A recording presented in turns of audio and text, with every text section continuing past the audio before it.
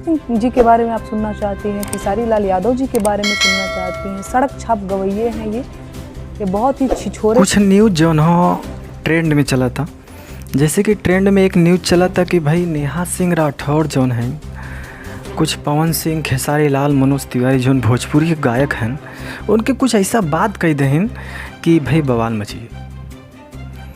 तो भाई वो बात से बहुत ही भोजपुरी इंडस्ट्री बहुत प्रभावित हो चुकी है। हम तो कहते सुनी ला कुछ बात। छिछोरे और ओछे और लुच्चे लोग हैं, यही हैं भोजपुरी की बोटियां बेचने वाले लोग। भोजपुरी की बोटी बेच करके महंगी गाड़ी और महंगा जो है बंगले बनाने वाले लोग हैं ये। सुने ना, मतलब नेहा सिंह राठौर एक हिसाब से तो हमारे हिसाब से कुछ अश्लीलता के बारे में सही आवाज़ उठावत हैं, लेकिन कुछ अश्लीलता के हिसाब से कुछ ही जो भोजपुरी के इंडस्ट्री के जो मेन कलाकार हैं उनके ऊपर जो लांछन लगावत हैं, तो भाई ये 100% ना हो।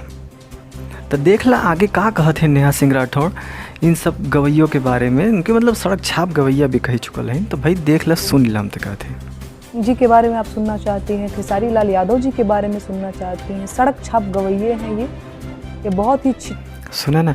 तो यह सब बात हो, मतलब कि यह बात से बहुत ही ज़्यादा तो हल्का मचियल हो।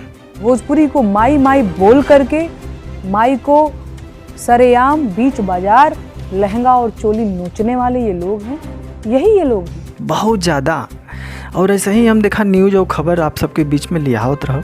बस हमारे चैनल के थोड़ा सा भाई सब्सक्राइब करी और थोड़ा सा अपने भाई के सपोर्ट करी, काहे कि भैया बस यह चाहिए वो कुछ